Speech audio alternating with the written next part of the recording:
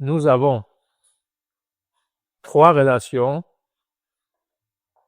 La première, c'est moins P plus T égale à 0. La deuxième, c'est E3 plus F égale à 0. La troisième, c'est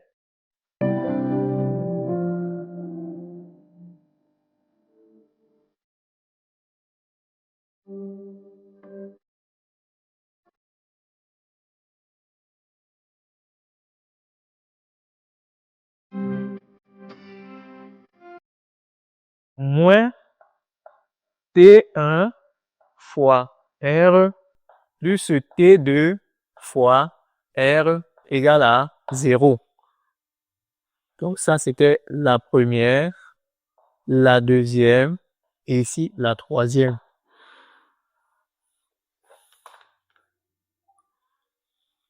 Alors,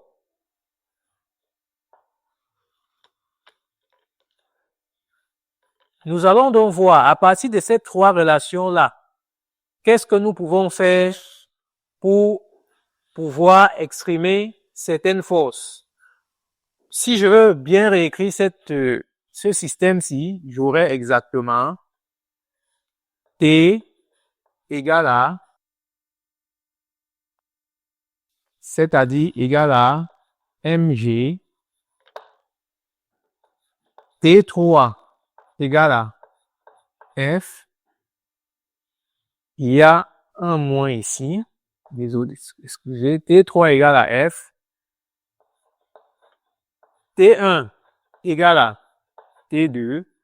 Pourquoi? Parce que lorsque le T2 fois R ici va traverser de ce côté, il sera compté négativement et le signe- qu'il aura disparaîtra avec ce signe-. Ensuite, nous avons le rayon ici et le rayon ici. Les deux rayons peuvent disparaître. On aura juste cette relation-ci. Alors, à partir de ce système-ci, je constate que je n'ai pas la valeur de T1. Je n'ai non plus la valeur de T2. Je n'ai non plus la valeur de T3. Je n'ai non plus la valeur de T. Et même si, à partir de cette première relation, si je peux avoir la valeur de T, mais si j'ai la valeur de T et je n'ai pas F, je ne peux pas avoir la valeur de T3, je peux non plus avoir la valeur de T1 et la valeur de T2. Donc, ce que nous allons faire ici, c'est faire des projections supplémentaires afin de pouvoir trouver une relation simple que nous allons utiliser par la suite. Donc, nous allons ici faire nous ferons ici des projections. Nous ferons ici des projections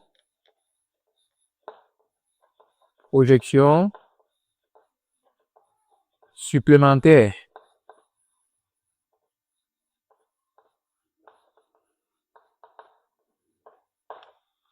Projections supplémentaires.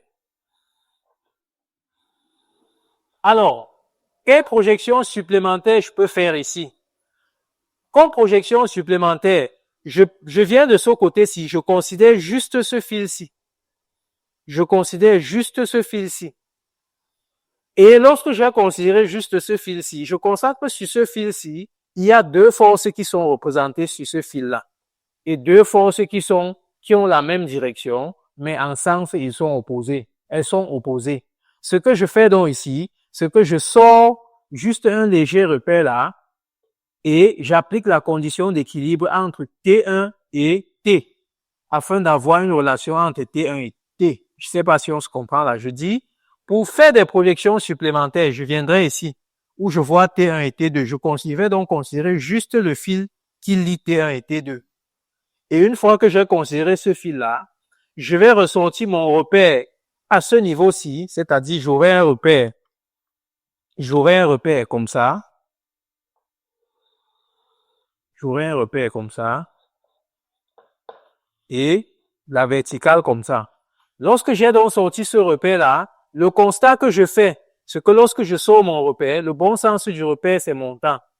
Je constate donc que la force T1 est dans le mauvais sens du repère. Par contre, la force T est dans le bon sens du repère. Donc, on a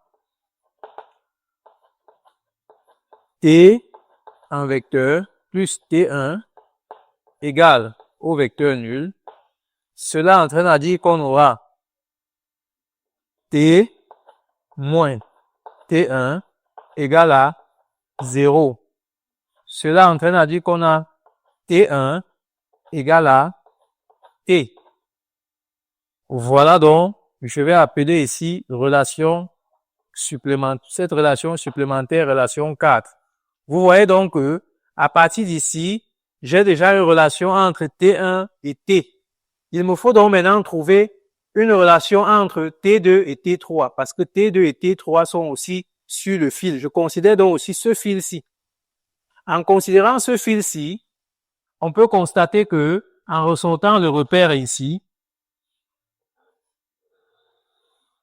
en ressortant notre repère ici, et là, on peut constater que là, c'est le bon sens du repère et T2 est dans le mauvais sens. Par contre, T3 est dans le bon sens. Donc, on aura aussi, on a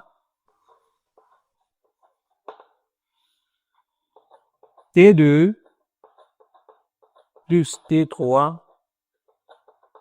égale au vecteur nul. En passant aux projections, on aura moins T2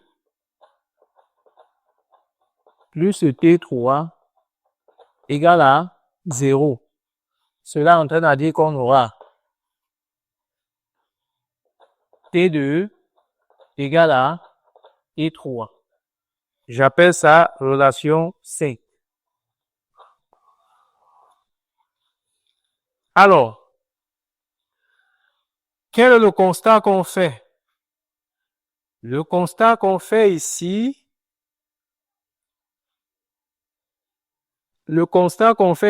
c'est qu'on a T2 égale à T3 dans la relation 4, dans la relation 5, dans la relation 4, on a T1 égale à T. OK. Qu'est-ce qu'on fera donc? On viendra donc ici, dans la relation 2, c'est-à-dire T3, ou alors, permettez-moi une minute, je vais mettre 4 ici, 5 ici, 6 ici, 7, et là, 8. Alors, à partir de la relation 7, on peut donc remplacer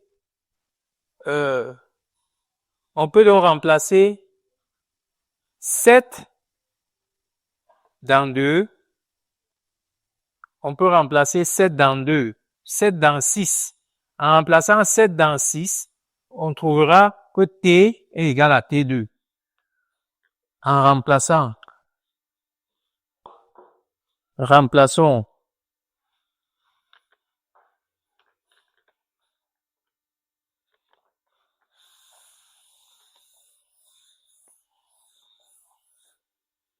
en remplaçant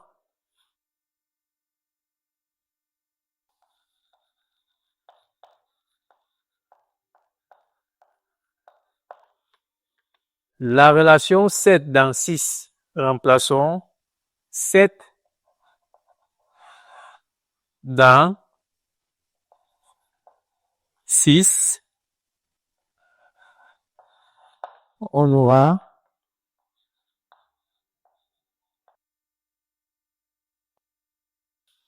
exactement T égale à T2. Ça, c'est la relation 8. Donc, ça, c'est la relation 9. Ensuite, on a ici T2 égale à T3. Or, T2 égale à T3. Or, on a la relation 5. On a la relation 5.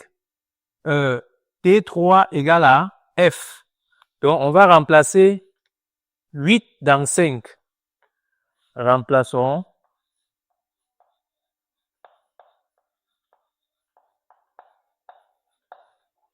8, c'est-à-dire la relation 8, dans 5, c'est-à-dire dans la relation 5. On aura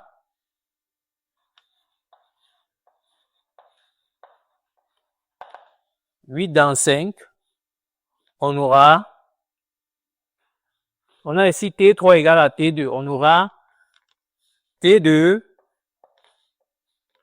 égale à F. Ça, c'est la relation 10. Alors, on a ici la relation 9 qui dit T égale à T2. La relation 10 qui dit T2 égale à F. Donc, je peux aussi revenir ici remplacer T2, la relation 10 dans la relation 9. Pourquoi? Parce que la relation 9 dit T égale à T2. La relation 10 dit T2 égale à F. Donc, je peux revenir dans T2, je remplace, dans la relation 9, je remplace T2 par sa valeur. On aura donc, si je le fais, je dis remplaçons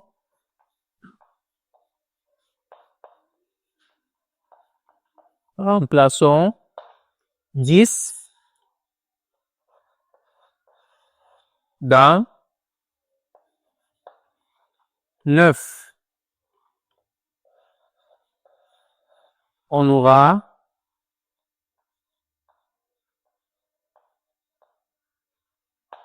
2.10 dans 9. On aura exactement T égale à F. Ça, c'est la relation 11. Maintenant, là, j'ai la relation 11 qui me dit T égale à F. Or, à la relation 4, ici, j'ai T égale à P. Ça veut dire donc que je peux aussi remplacer la relation 11 dans la relation 4. En remplaçant la relation 11, remplaçons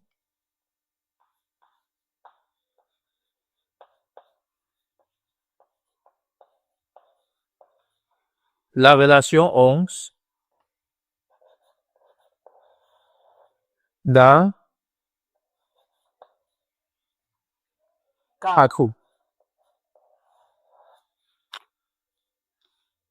Je vais écrire la relation 4 et la relation 11. On a la relation 4, c'est T,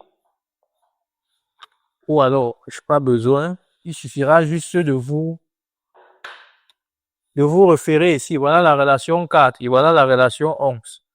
Donc, on a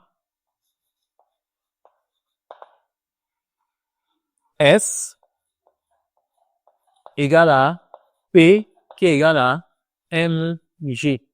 Cela entraîne à dire qu'au final, on aura la force musculaire, dans ce cas-là, égale à mg.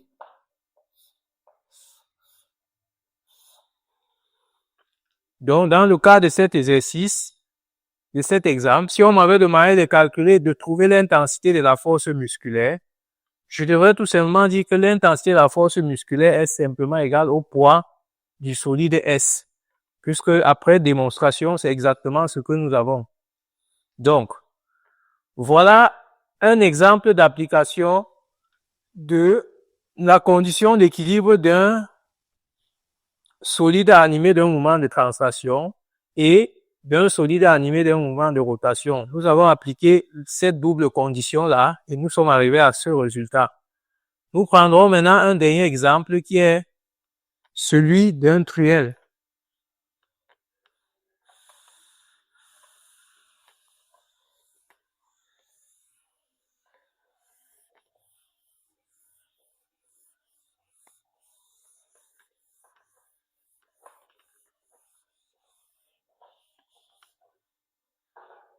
Nous prendrons donc une dernière application qui est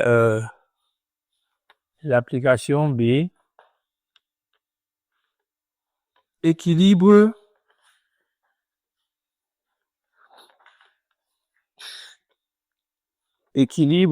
une minute, Équilibre d'un truel.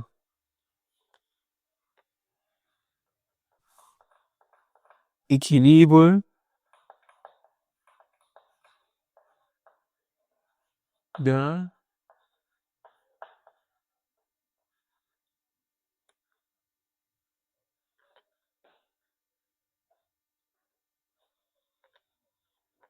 équilibre d'un treuil.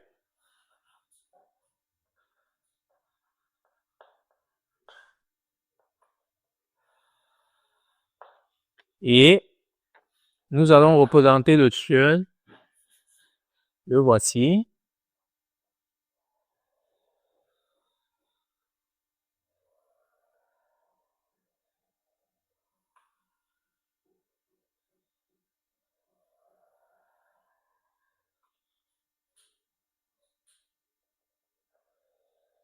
Ça, le truel.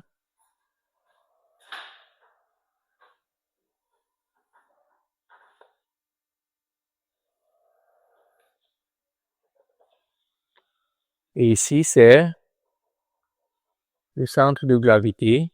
Et à partir d'ici, nous avons un solide qui est accroché là. Ça, c'est le solide S. Et à partir d'ici, nous avons un opérateur qui est placé là et qui tire cette corde.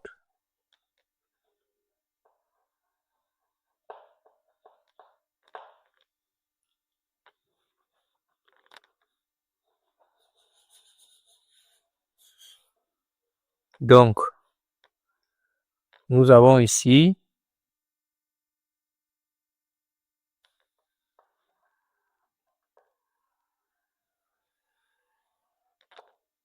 le rayon petit r de ce petit cercle-ci. Et là, nous avons le rayon grand R de ce grand truel, de ce grand cercle. Et ici, c'est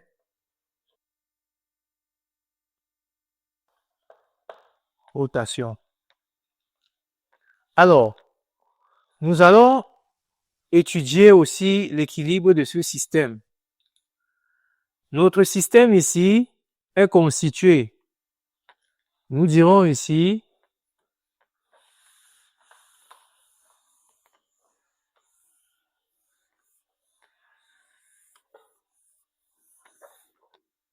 nous allons d'abord définir notre système. Première étape. On va d'abord définir notre système. Première étape. Définir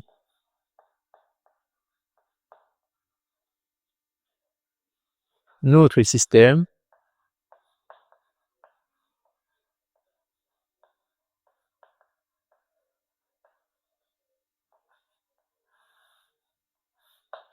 Alors, nous dirons ici que notre système est constitué de l'ensemble de solides et cette portion circulaire que je vais appeler la poulie. Je dis ceci, notre système qui est le truel est constitué de ce solide et de cette poulie. Donc, on dira ici, notre système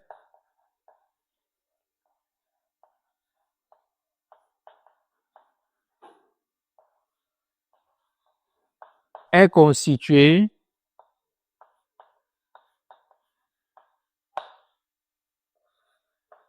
de l'ensemble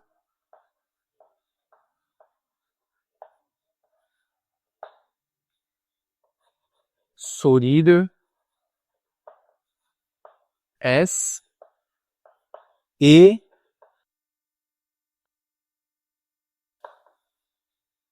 je vais appeler P minuscule. Voilà donc notre système. Alors, une fois qu'on a défini notre système, on doit donc faire l'inventaire des forces Une fois qu'on a défini notre système, on doit donc faire l'inventaire des forces qui s'appliquent sur notre système. Et pour faire l'inventaire des forces qui s'appliquent sur notre système, nous allons subdiviser notre système en deux sous-systèmes. Premier sous-système, le solide S, et deuxième sous-système, la poulie. Pourquoi nous subdivisons notre système en deux sous-systèmes? Nous le faisons afin de mieux représenter les forces qui doivent s'appliquer sur notre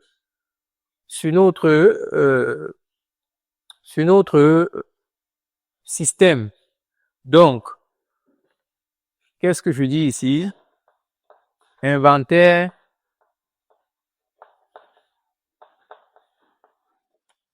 des forces.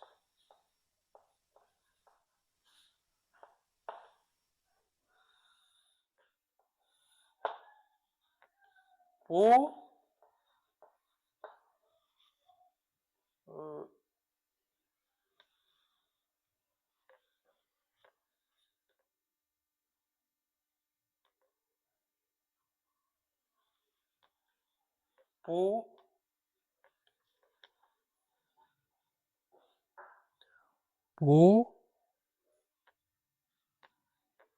un inventaire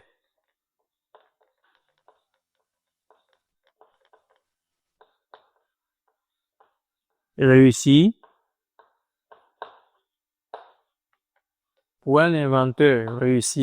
nous allons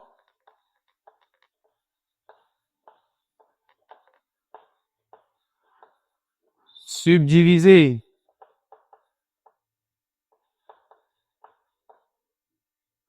notre système en deux sous-systèmes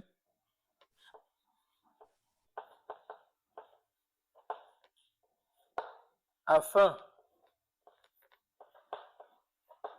de savoir les forces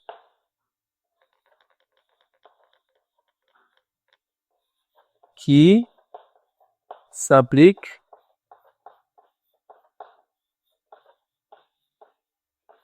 sur chaque sous-système. Qu'est-ce que je dis donc? Je dis pour pouvoir faire, pour un inventaire des forces réussies, nous allons subdiviser notre système que voici en deux sous-systèmes. Le premier sous-système sera notre solide et le deuxième sous-système sera notre poulie. Comme sous-système,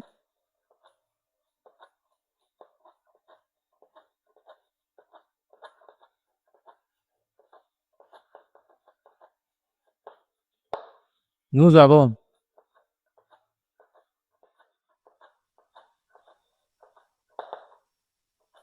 premier tiret, le solide S,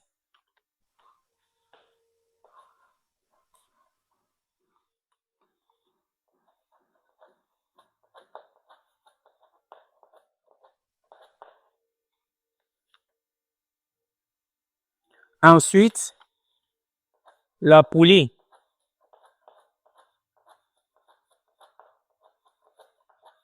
P.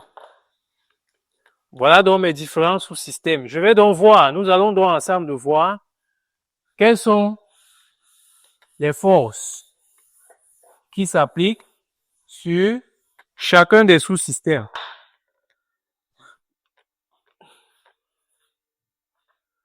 Pour le sous-système 1,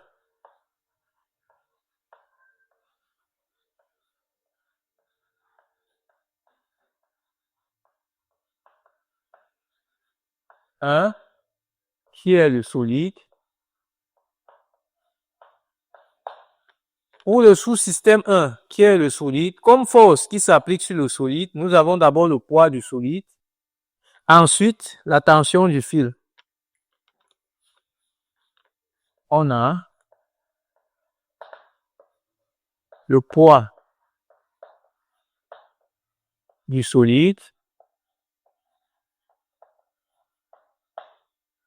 entre parenthèses, et la tension du fil, entre parenthèses, et voilà toutes les forces qui s'appliquent sur notre solide. Pour le sous-système 2,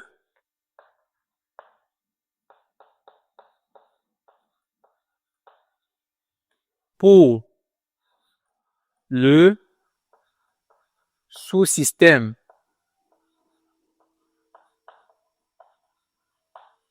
2, qui est la poulie,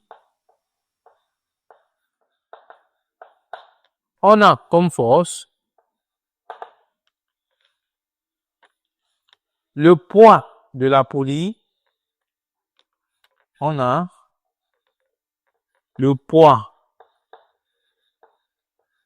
de la poulie, que je vais appeler P'. On a la réaction normale de l'axe de rotation, la réaction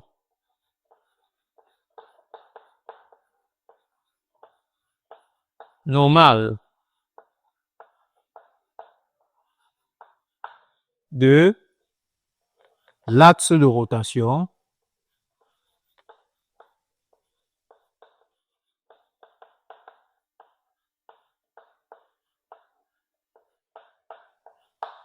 ensuite, on a la tension de ce fil, que voici, on a cette tension du fil,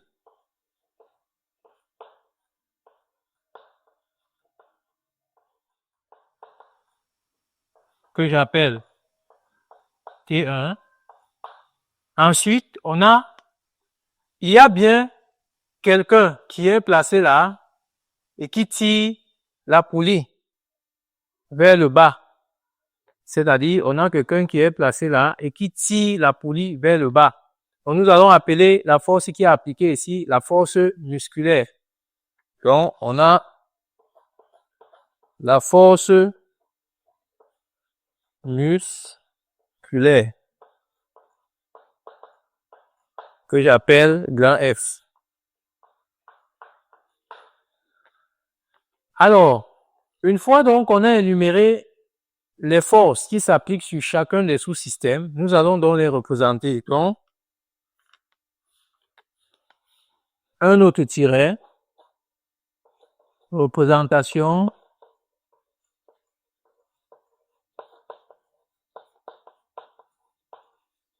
des forces sur le système.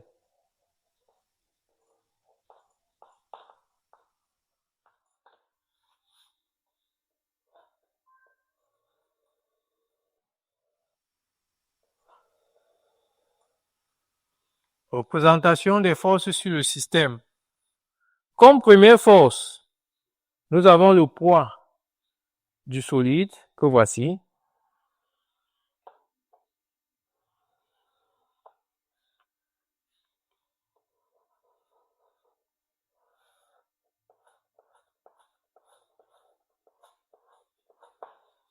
Comme deuxième force, nous avons la tension du fil, que voici.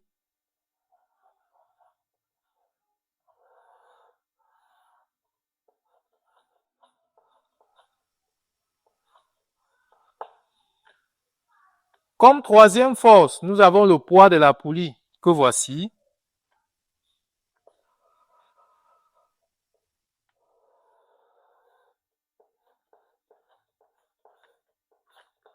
Que j'ai appelé P'. Comme quatrième force, nous avons la réaction normale de la poulie. Je vais prendre ça que voici.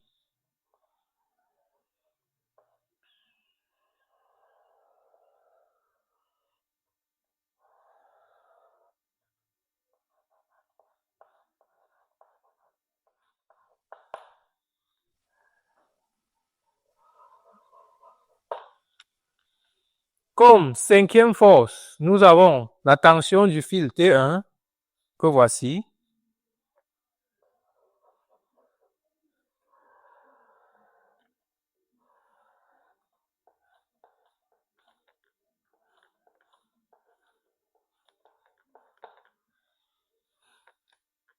Et la dernière force, la force musculaire que voici.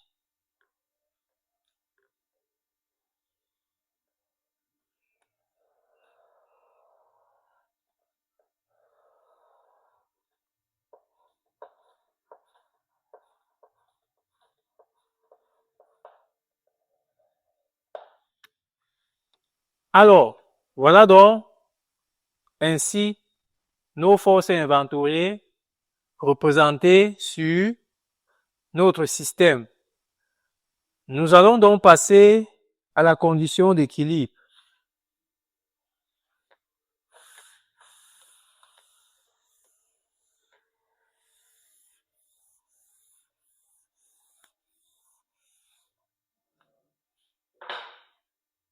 Condition d'équilibre.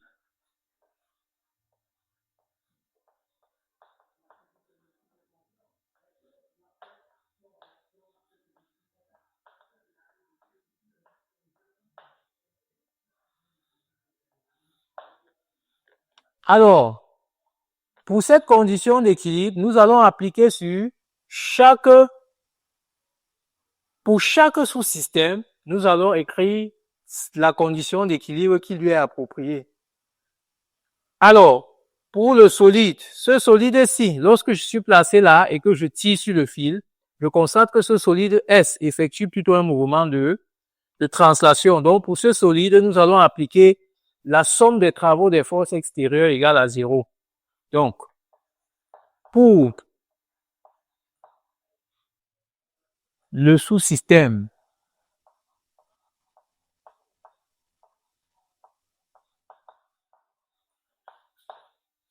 1, qui est le solide,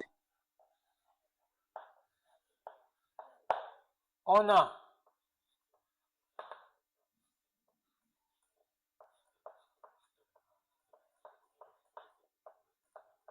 égal au vecteur nul. Le poids plus la tension, le poids plus la tension égale au vecteur nul.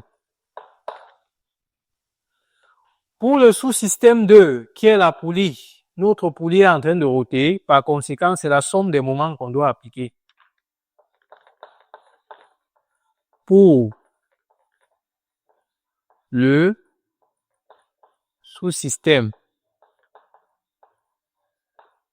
2, entre parenthèses, la poulie,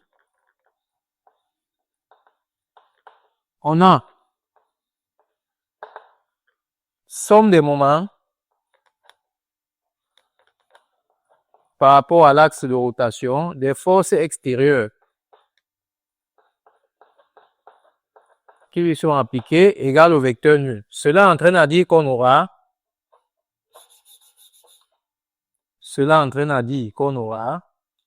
le moment de la tension T1, le moment de la tension T1 plus le moment de la tension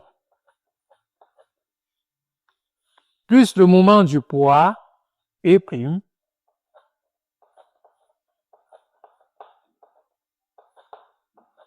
plus le moment de la réaction normale.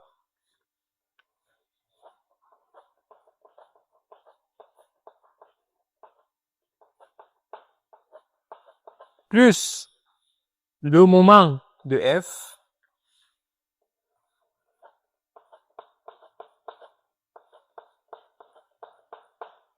égale à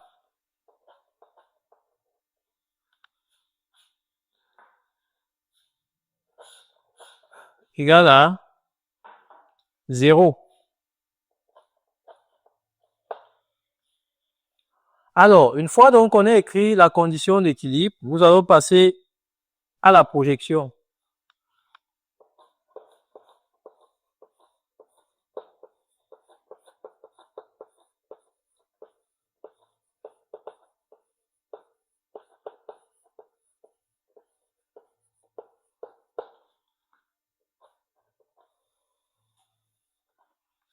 Alors, pour la projection suivant les axes, seule la condition d'équilibre pour le système 1 pourra subir une projection suivant les axes. Et avant tout, nous allons considérer que notre solide se déplace ainsi. Donc ça, c'est le bon sens de le déplacement de notre poulie. Et dit donc, pour la projection suivant les axes, seule la condition d'équilibre de notre sous-système 1, qui est le solide, subira une projection suivant les axes.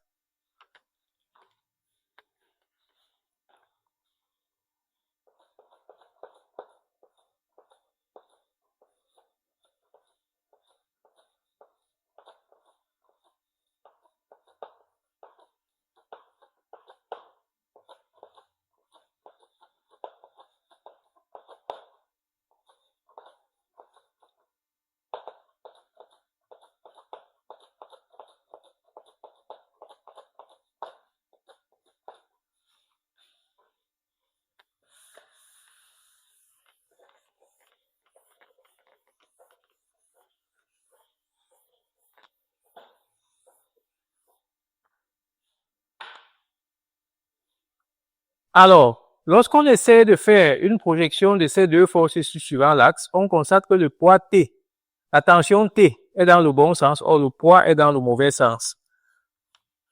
Cela entraîne à dire qu'on aura moins P plus T égale à 0. Cela entraîne à dire qu'on aura E égale à P qui est égal à mg. mg. Donc ça, c'est la première relation. J'appelle ça relation 1. Ensuite, pour le sous-système 2 qui est la poulie, on n'appliquera pas la condition d'équilibre, mais on ne fera aucune projection suivant les axes, mais on tiendra compte juste que, comme il s'agit des moments, le moment est une grandeur algébrique, toute force dont son sens sera orienté dans le sens concret de ce déplacement-ci, son moment sera compté négativement. Et toute force dont son sens sera orienté dans le bon sens de ce déplacement-ci, son moment sera compté positivement. On a donc, pour le sous-système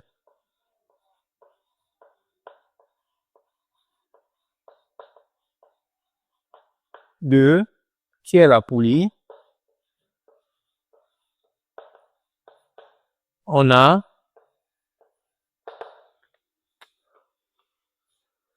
le moment de T1. Voici T1 ici. Et nous constatons que T1 est opposé au sens de déplacement à la poulie, donc son moment sera compté négativement. Il dit bien, voici T1 ici. Nous constatons que cette force-ci est opposée à ce déplacement-ci, donc son moment sera compté négativement. Or, le moment d'une force, le produit de la force multiplié par la distance qui sépare la droite d'action de la force, voici la droite d'action de la réaction, de l'axe de rotation, voici l'axe de rotation, donc la distance qui sépare les deux, c'est R. Donc on a moins T1 fois petit r. Le moment du poids est nul parce que ça rencontre l'axe de rotation. Le moment de la réaction normale est nul parce que la droite d'action rencontre aussi l'axe de rotation. Il reste le moment de f. Le moment de f, c'est f fois la distance qui sépare sa droite d'action de l'axe de rotation qui est grand R. Donc, plus E, grand F fois grand R égale à 0. Cela entraîne dire qu'on aura grand F fois R égale à... Ça, c'est donc la relation 2. Alors, nous allons donc récapituler en disant, on a ces deux relations-ci, T égale à mg et fr ou encore f égale à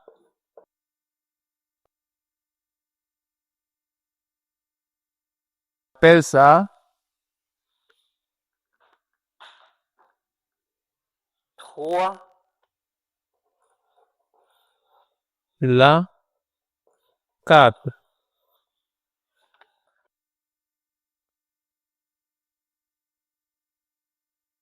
Le constat on fait ici. Le constat qu'on fait ici, c'est qu'on a T1 et on a T. Mais on ne connaît pas la valeur de T1 ni la valeur de T. Si on connaissait la valeur de T1, on pouvait facilement trouver F, mais on ne connaît pas la valeur de T1. Mais ici, on peut trouver la valeur de T, puisqu'on connaît M, on connaît G. Donc, ce qui nous dérange ici, c'est T1. Il faut maintenant trouver comment faire pour se débarrasser du T1 ici. Pour se débarrasser de ce T1, on fera donc une projection supplémentaire. Projection supplémentaire.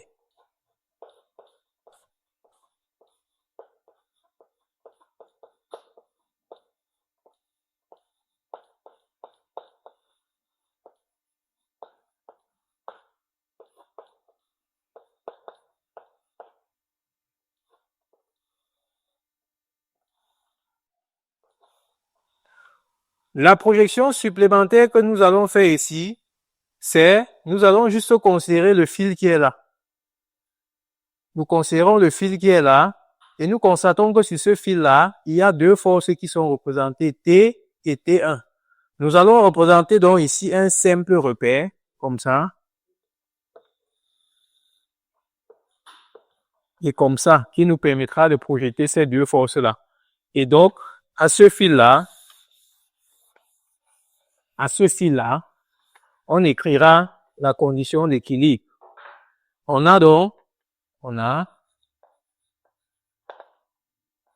T plus E, T1 égale au vecteur nul. Quand on passe donc à la projection, on constate que T1 est dans le mauvais sens. Par contre, on aura ici T moins T1 égale à 0. Cela entraîne à dire qu'on aura T1 égale à T. J'appelle ça relation 5.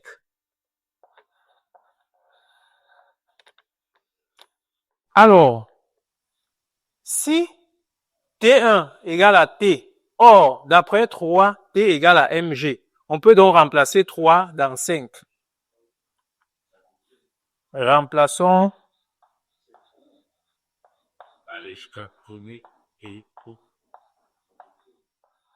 dans, remplaçons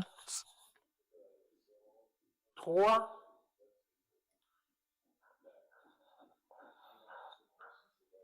dans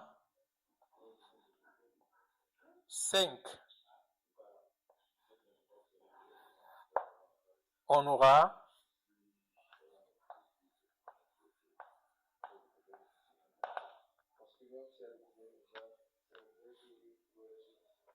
T1 égale à mg. J'appelle cette relation 6. Maintenant, dans la relation 4, j'ai T1. Qu'est-ce que je fais donc? Je vais remplacer 6 dans 4. Remplaçons.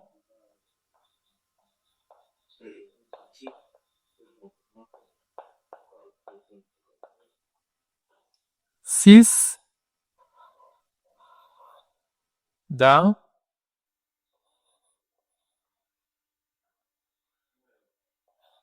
4. on aura F égale à mg fois petit r sur grand R. Voilà donc la relation finale qu'on obtient. Voilà donc la relation finale qu'on obtient. On va donc devoir, avec ce dernier exemple donc, on clôture la leçon 0 qui est de rappel sur les forces. La prochaine fois, nous allons introduire la leçon 1 qui est le travail d'une force. À partir de cette leçon 1 et de la leçon 0, nous allons traiter des exercices. On se voit donc la prochaine fois.